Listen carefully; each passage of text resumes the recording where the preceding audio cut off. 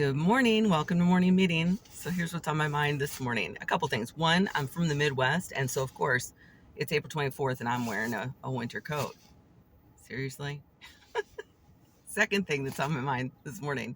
If you've never done any substitute teaching, let me give you a few insights into the experience of a substitute teacher, just in case you're thinking about it. So I generally enjoy substitute teaching, and I did it a lot when I first started. I was subbing every day. And then I started to get involved in a few other teaching online things because of COVID, and I really enjoyed that. And I'm a writer, as many of you are aware. I'm a writer. So I spend my time writing, I spend my time teaching, and I like to create things. That's just what I like to do. And sometimes being a sub gets exhausting. And one of the reasons why it's exhausting, and in case you weren't aware, not only is there a teacher shortage in the United States, there's a substitute teacher shortage. But here, from my perspective, is one of the reasons why.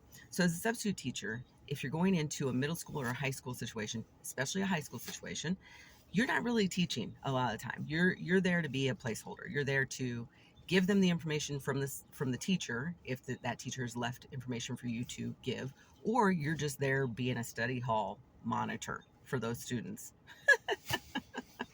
And that's really funny.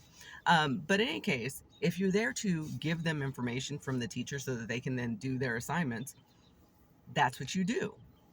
As a sub, you don't have any control over any of the other stuff. So you say, hey, here's what your teacher has left for you to do. And then, and this is the funny, and it doesn't matter what school I'm in, then what happens is that those students proceed to tell you, oh, we already did that. Or that's not what we have to do. No, that we don't have to do any of that. And if it gets really going, if they get really going, they'll get angry with you as the sub and get really upset with you about you making them do the work that the teacher left for them to do because they don't have to do that work. This happens all the time. No exaggeration. It happens repeatedly when I go into a high school situation and I'm left with material that I'm supposed to have these students do. It comes up consistently. And so as a sub, you don't have any power over this. I mean, teachers, they can do detentions, they can do whatever when a student is getting belligerent, which sometimes happens. Happened to me just the other day. So I had some students, 3 in a group that was a small group, who were really upset because I was trying to get them to do the work that their teacher left for them to do. And they were upset with me about it. I'm like, this is not a me issue. I'm the sub. I'm just the sub. This is what I'm supposed to be doing. Yeah, you're just the sub. You're not my mother. You can't tell me what to do. Somebody actually said that to me. I was like, you're right. I'm not here to be an enforcer either.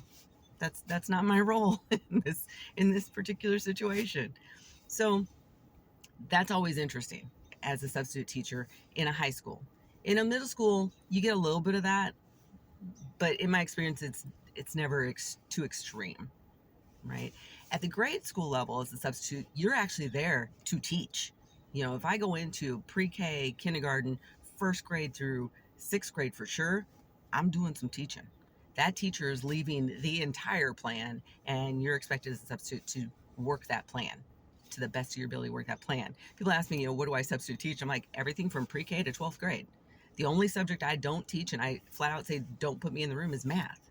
I don't teach math. I will end up leaving those students very frustrated because I don't teach math. If it's science and has math in it, I'm not the sub that you want in that room. I will frustrate those children unless you allow me to access Khan Academy and get their questions answered, which I'm happy to do. But every other subject, I basically am going to be a sub for. But at the high school level, what I've learned, especially at the high school level, it's not teaching.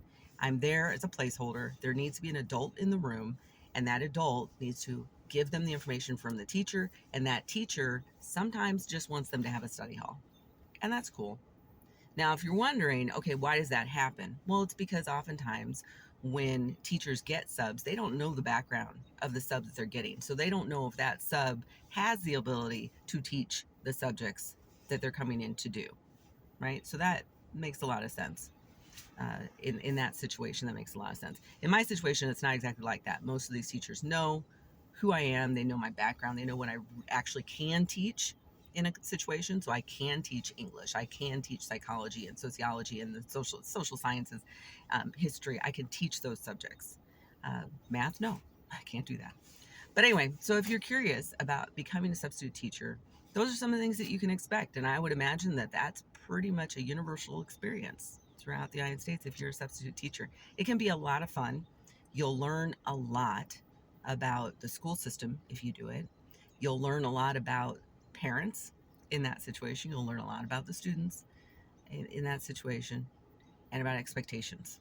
And you will have a better understanding of why we are where we are with our education system in the United States. And you'll have a better understanding of perhaps how you might want to use your voting when it comes to education in the United States. But anyway, that's what's on my mind. Sorry, this got a little long. See ya.